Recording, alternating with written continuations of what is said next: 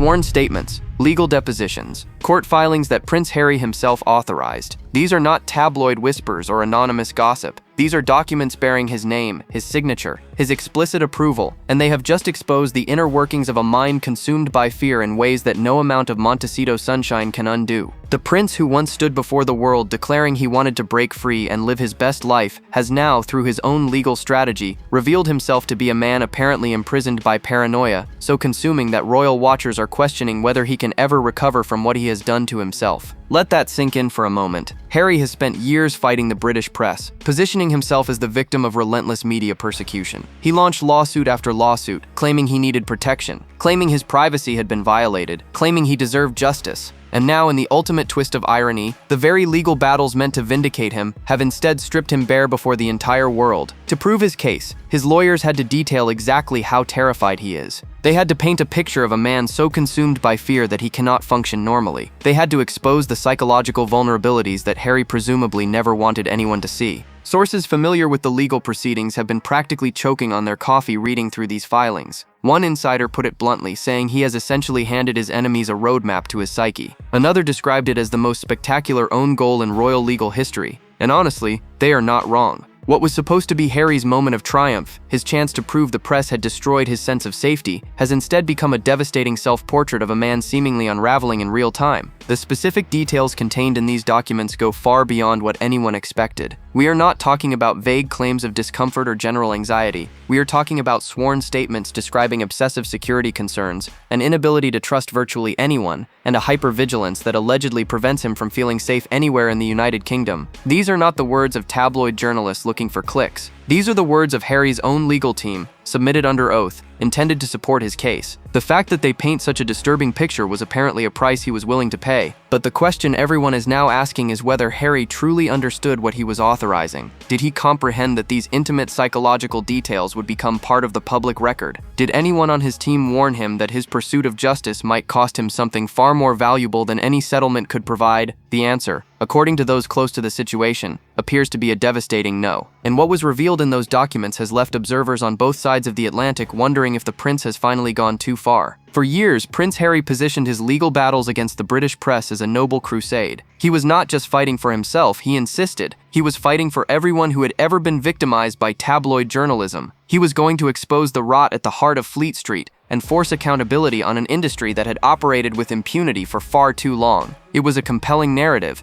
and for a while it worked. The public was largely sympathetic. Here was a prince who had lost his mother under horrific circumstances, who had watched the press hound her to her death, and who was now brave enough to stand up and say enough. But somewhere along the way, the narrative began to shift. The lawsuits multiplied, the accusations grew more extreme, and crucially, the evidence required to support Harry's claims began to reveal far more about him than about the media organizations he was suing. To prove he deserved enhanced security, his legal team had to demonstrate how afraid he was. To prove he had suffered damages, they had to detail exactly how his mental state had deteriorated. To prove the press had caused him harm, they had to admit just how harmed he actually was. Allow me to translate what this means in practical terms. Harry essentially had to publicly confess to being psychologically compromised in order to win his cases. The public perception has shifted dramatically as a result. Where once there was sympathy, there is now increasingly skepticism. Where once people saw a wounded prince seeking justice, many now see a man seemingly addicted to victimhood. Social media commentary has been particularly brutal. One viral post summed up the sentiment by saying he wanted everyone to know how scared he is, and now everyone knows, so why is he surprised people are talking about it? The irony is absolutely staggering when you consider that Harry's stated goal was always to control his own narrative. Industry insiders have noted the stark contradiction between Harry's public persona and the person described in these court documents. On one hand, we have the Harry who appears at podcasting events, who gives keynote speeches about mental health, who stands alongside his wife promoting their various ventures with apparent confidence. On the other hand, we have the Harry described in sworn legal filings as a man living in perpetual terror, unable to feel safe, consumed by fears that prevent him from returning to his home country. One source close to the proceedings asked a pointed question: which Harry is real, and does even he know anymore? The contrast with his carefully cultivated, thriving in California narrative could not be more pronounced. Remember all those images of Harry looking relaxed in Montecito? Remember the claims that he had finally found peace away from the toxic royal system? Those assertions now sit awkwardly alongside court documents describing someone who apparently cannot escape his fears no matter how far he runs. The paradise he supposedly found looks increasingly like a gilded cage,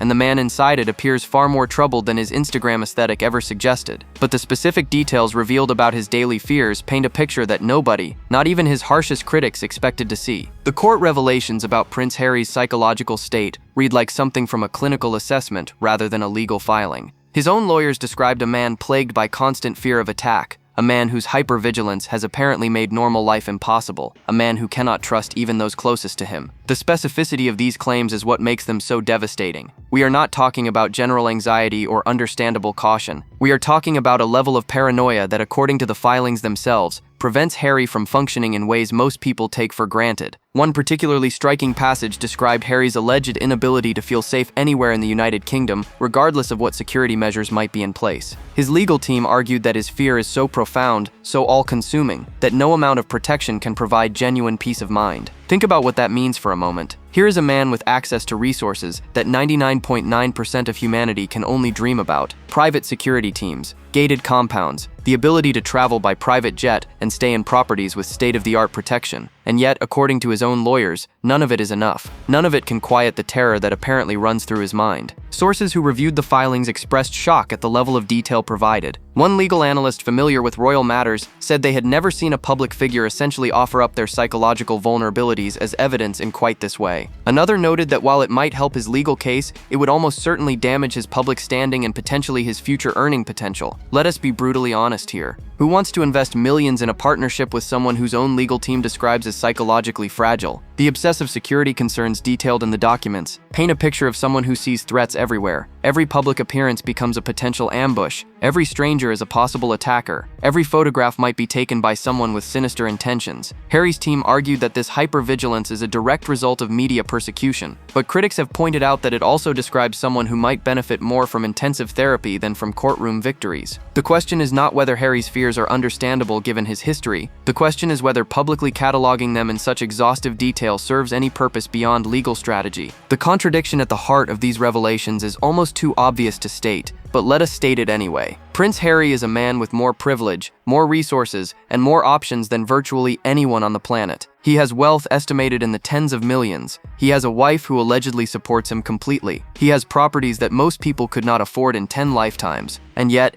if his own legal filings are to be believed, he lives in a state of perpetual psychological terror. One insider asked a question that many are now pondering. At what point does seeking justice become feeding the very fear you claim to be fighting? But these court documents revealed something even more troubling about what triggers his deepest fears. Prince Harry's legal team made a calculated decision to invoke his mother's tragic death as the foundational explanation for his current psychological state. On one level, this makes sense. Diana's death in that Paris tunnel in 1997 was a formative trauma, and no one disputes that Harry carries those scars. But the way this tragedy was weaponized in court documents has raised deeply uncomfortable questions about whether Harry remains trapped in a loop of grief that prevents him from seeing the present clearly. His lawyers essentially argued that every perceived media threat triggers a response rooted in what happened 27 years ago. Allow me to translate. They claim that Harry cannot distinguish between legitimate journalistic coverage and the circumstances that killed his mother. Psychological experts who reviewed the legal arguments have offered sobering assessments. One prominent trauma specialist noted that while it is entirely understandable that Harry would carry deep wounds from losing his mother so young, the descriptions in the court filings suggest potentially maladaptive trauma responses. In plain English, that means his past pain may be distorting his perception of current reality in ways that are not healthy or helpful. Another expert pointed out that repeatedly invoking trauma in public forums, whether through interviews, documentaries, or legal proceedings, can actually reinforce the very patterns a person needs to move beyond. The public backlash to this Diana invocation has been significant and surprisingly bipartisan. Even many who previously sympathized with Harry felt that using his mother's death yet again, this time as legal ammunition, crossed a line from genuine grief into something that looks uncomfortably like manipulation. Social media comments ranged from harsh to heartbroken. One particularly viral response read, "She would have wanted him to heal, not to keep picking at the wound for sympathy." Another said, "At some point, you have to stop being your mother's son and start being your own man." These are brutal sentiments, but they reflect a growing frustration with what many perceive as Harry's inability or unwillingness to move forward. Sources close to the palace have revealed that the invocation of Diana in these court documents caused significant distress within the royal family. For King Charles, seeing his late wife's memory deployed as a legal strategy was reportedly deeply painful. For Prince William, who shared that traumatic loss with his brother, the frustration allegedly goes goes even deeper. According to insiders, William feels that Harry has repeatedly used their shared trauma for personal gain, while William himself has worked to process his grief privately. One source close to the Prince of Wales said the sense of betrayal is profound and may be irreparable. The psychological assessment implications extend beyond Harry himself. By arguing that his paranoia stems directly from Diana's death, Harry's legal team implicitly raised questions about the entire family's mental health. If Harry's trauma response is this severe, what does that suggest about others who experience the same loss? The palace reportedly found this particularly objectionable, viewing it as yet another instance of Harry dragging the institution into his personal battles without considering the collateral damage. Let that sink in for a moment. In trying to win his legal case, Harry may have inadvertently suggested that trauma-induced paranoia runs in the family, and the palace's reaction to seeing Diana used this way reportedly caused a serious rift that may never heal. The reported reaction from Buckingham Palace to Harry's court revelations has been characterized by sources as fury carefully contained behind closed doors. The royal family has long operated on a principle of never complaining and never explaining, but watching Harry air psychological vulnerabilities that reflect on the entire institution has apparently pushed that stoicism to its limits. One palace insider described the mood as a combination of anger, sadness, and complete bewilderment. Another said they simply cannot understand what he thinks he is accomplishing by exposing himself this way. Prince William's response has allegedly been particularly intense. According to multiple sources, William feels that Harry has weaponized their shared trauma for personal legal gain, while William has worked to process his grief in ways that do not involve public disclosure or courtroom testimony. The brothers have experienced a well-documented estrangement in recent years, but this latest development appears to have deepened the rift significantly. One source close to William stated that seeing their mother's death used as a legal strategy again has made reconciliation seem more distant than ever. The words betrayal and exploitation were reportedly used in private discussions. King Charles finds himself in what sources describe as an impossible position. He is watching his younger son apparently self-destruct in public, exposing mental health vulnerabilities that will forever be part of the historical record, and there is essentially nothing he can do about it. Harry is a grown man in his 40s making his own choices. Charles cannot intervene, cannot protect, cannot guide his son away from what many observers view as a catastrophic error in judgment. According to palace sources, the king has reportedly made private attempts to reach out, to offer some form of support or counsel, but these overtures have not been received as intended. Harry's recent attempts to rebuild bridges with his family have reportedly been met with a decidedly cool reception. Sources indicate that he has made several approaches in recent months, perhaps recognizing that his California isolation is becoming increasingly problematic. But the palace's response has been guarded at best. After years of interviews, documentaries, and legal proceedings that damaged the institution, there is understandably little trust remaining. One insider said it bluntly: he cannot keep attacking the family publicly and then expect warm welcomes when it suits him. That is not how relationships work. The family fallout extends beyond the immediate principals. Extended family members have reportedly expressed their own concerns and frustrations. Harry's actions do not just affect his father and brother. They touch everyone connected to the monarchy, from minor royals who must answer questions about his behavior to palace staff who have watched the institution they serve be repeatedly attacked by someone who once belonged to it. The sense of collective exhaustion is reportedly palpable, but insiders say the real concern at the palace is not the family's reputation. It is what they are seeing in Harry himself and the fear that he may be beyond anyone's ability to help. The conspicuous absence of Meghan Markle from several of Harry's recent public appearances has set tongues wagging across both continents. Where once the couple was inseparable, presenting a united front against a hostile world, Meghan has been notably elsewhere while Harry navigates the fallout from his legal battles. Sources close to the situation offer varying explanations. Some suggest she is simply busy with her own ventures. Others hint at something more troubling beneath the Montecito surface. One insider was particularly blunt, saying she did not sign up for this constant legal drama, and she is making her feelings known by stepping back. The resurfacing of various past Meghan controversies, including old videos and photographs that periodically recirculate online, has added to the couple's collective stress. The internet has a long memory, and every time Harry steps into the spotlight, it seems to trigger renewed scrutiny of his wife as well. This perpetual cycle of exposure and criticism was supposed to end when they left the royal family. Instead, it has only intensified, and sources say the couple's frustration with this reality is causing significant tension. One person familiar with their dynamic said Meghan feels they cannot win, that no matter what they do, they are targets, and she is increasingly questioning whether the constant legal battles are worth it. Reports suggest that Meghan is particularly frustrated by Harry's legal obsessions, which keep dragging them back into UK drama despite their stated desire to build a new life in America. Every lawsuit requires attention, resources, and emotional energy that could be directed toward their American ventures. Every court filing generates headlines that overshadow whatever positive press they might otherwise generate. According to sources, Meghan has privately expressed the view that Harry's need for vindication against the British press has become counterproductive. One insider paraphrased her alleged sentiment as wanting him to let it go and focus on their future, not his past. The irony of their situation would be almost comedic if it were not so revealing. Harry and Meghan built their post-royal brand on the concept of privacy. They left the royal family, they said, to escape intrusion and live authentic lives away from the spotlight. And yet these court filings represent perhaps the most significant privacy violation Harry has ever experienced, and he authorized it himself. His deepest fears, his psychological vulnerabilities, his inability to feel safe, all of it is now public record because his legal strategy required it to be. The privacy brand they have cultivated looks increasingly hollow when measured against this self-inflicted exposure. Sources close to the couple reveal that the Montecito household is anything but the peaceful sanctuary it is portrayed to be.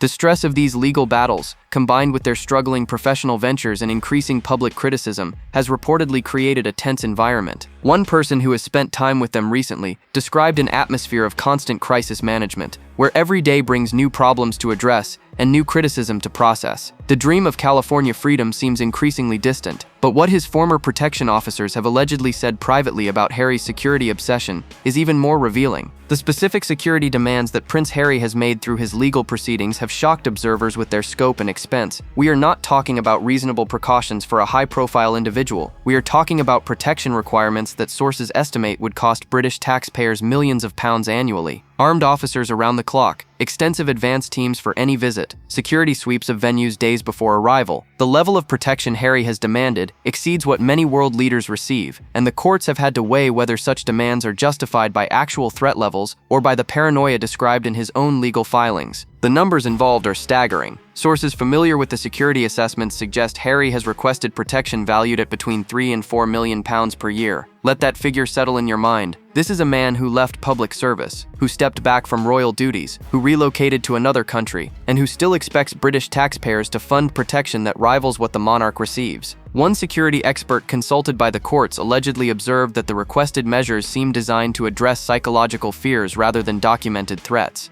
In other words, Harry's security demands may say more about his mental state than about any actual danger he faces. Harry's legal arguments inadvertently painted him as someone unable to function without extreme protective measures. By detailing his fears so extensively, his lawyers essentially admitted that their client cannot manage basic aspects of public life without unprecedented security support. Critics have pointed out the obvious contradiction. If Harry is truly this fragile, this unable to cope, perhaps the issue is not security funding but psychological treatment. One commentator put it sharply, saying he does not need more bodyguards, he needs better therapists. The observation is harsh but increasingly difficult to dismiss given the evidence Harry himself provided. Comparisons to other members of the royal family have not been kind to Harry's position. Prince William, Princess Anne, Prince Edward, and other working royals manage security concerns without apparently requiring the level of protection Harry demands or exhibiting the level of fear his documents describe. These individuals attend public events, engage with crowds, and navigate potential risks without court filings detailing their psychological terror. The contrast raises uncomfortable questions about whether Harry's situation reflects genuine threat levels or something more personal. Sources within the security community have privately suggested that Harry's fears have become disconnected from reality, driven more by trauma than by actual risk assessment. Former protection officers who worked with Harry have allegedly shared their own observations, though typically off the record due to professional confidentiality. According to sources who have spoken with these individuals, the consensus is concerning. One former officer allegedly described Harry's security concerns as having evolved significantly over the years, becoming increasingly intense even as objective threat levels remained relatively stable.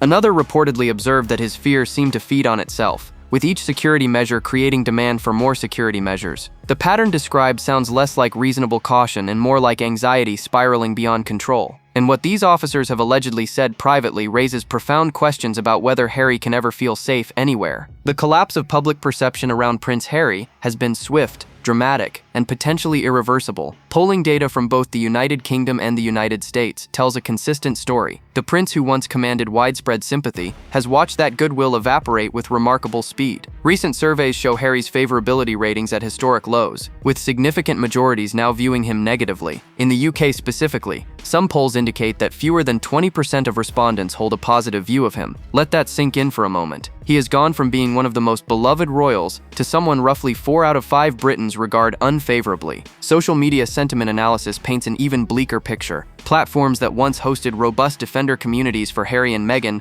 now feature predominantly critical commentary, Former supporters have become some of his harshest critics, their disappointment amplified by a sense of betrayal. One frequently shared sentiment captures the shift perfectly. Someone who once identified as a Harry supporter posted that they defended him for years and believed his narrative, but watching him expose himself this way while still playing victim has been the final straw. The observation is not unusual. It represents a common trajectory among those who once championed his cause. The victim narrative that sustained Harry through his early post-royal years has worn critically thin. Audiences have grown exhausted by the constant stream of complaints, the endless legal battles, the perpetual positioning of himself as persecuted despite his immense privilege. Critics point out that at some point, victimhood becomes a choice rather than a circumstance, and Harry has chosen to center victimhood in his identity long past the point where it inspires sympathy. The boy who walked behind his mother's coffin once commanded the world's compassion. The man who cannot stop talking about his trauma increasingly commands its frustration. The commercial implications of this perception collapse are already visible. Harry's Netflix projects have reportedly underperformed expectations, with the streaming giant allegedly reluctant to commission additional content. The Spotify relationship dissolved spectacularly, with executives reportedly referring to the couple as grifters who failed to deliver value. Potential brand partnerships have reportedly dried up as companies become wary of association with increasingly unpopular figures. The California dream of media moguldom appears to be fading,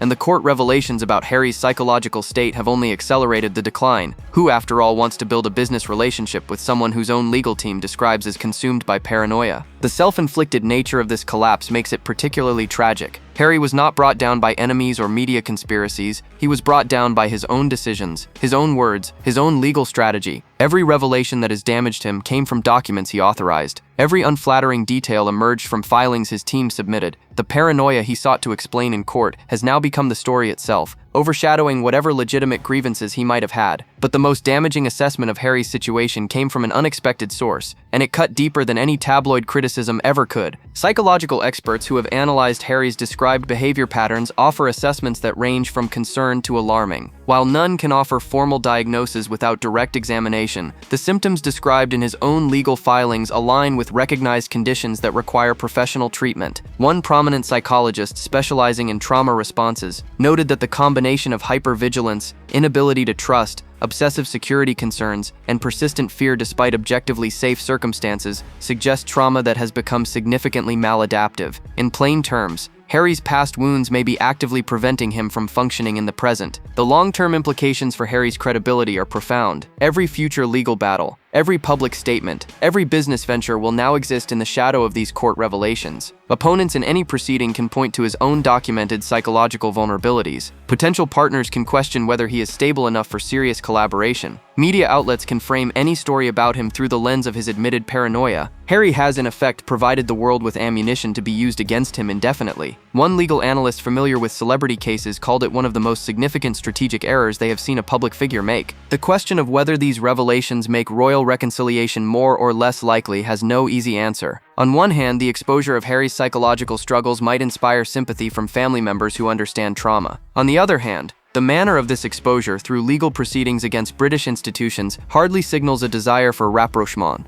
Sources close to the palace suggest that while there may be personal concern for Harry's well-being, there is no appetite for public reconciliation with someone who has demonstrated he will share private family matters whenever it suits his purposes. Trust, once broken so dramatically, is extraordinarily difficult to rebuild. Speculation abounds about whether Harry himself regrets allowing these details to become public record. Some sources suggest he is only now fully grasping the permanence of what he has done. Court documents do not disappear. They remain accessible, quotable, and citable forever. His children will one day be able to read detailed descriptions of their father's psychological fears. His grandchildren will find these filings in archives. Historians will cite them for centuries. One insider who has known Harry for years said he is not sure Harry truly understood what permanent means until he saw these details being reported around the world. If that is true, the awakening must be brutal. And as for what comes next for Harry, the predictions from those closest to the situation are deeply concerning. The trajectory of Prince Harry's public life describes an arc that Greek tragedians would recognize. A prince born to privilege, wounded by unimaginable loss, seeking justice against those he believed wronged him, and in that pursuit destroying the very things he sought to protect: his privacy, his dignity, his public standing, perhaps even his psychological stability. all sacrificed on the altar of legal vindication. The court victories he has achieved ring hollow when measured against the cost of achieving them. What profit is there in winning damages when you have exposed your deepest vulnerabilities to the world? The central question that emerges from this entire saga is whether Harry's paranoia has become a self-fulfilling prophecy.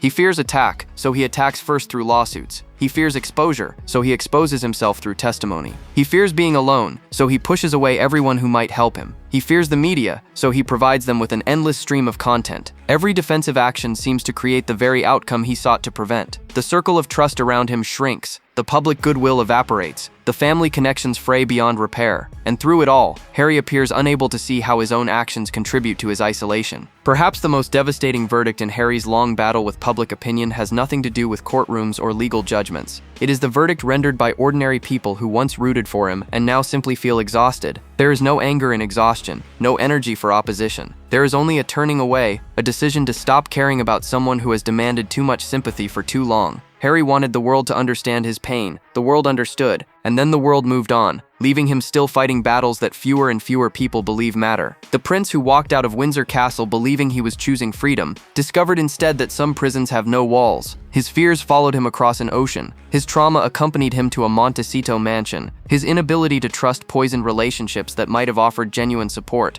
And now, having laid bare his psychological struggles in documents meant to win legal battles, Harry faces a future where those struggles define him more completely than his birth, his service, or his potential ever could. The question that remains is whether he can ever escape this spiral he has created, or whether he has gone too far down a path that leads nowhere anyone would want to follow. Drop your thoughts below. Like, subscribe, and stay tuned. The next video is waiting, and you will not believe what is coming next.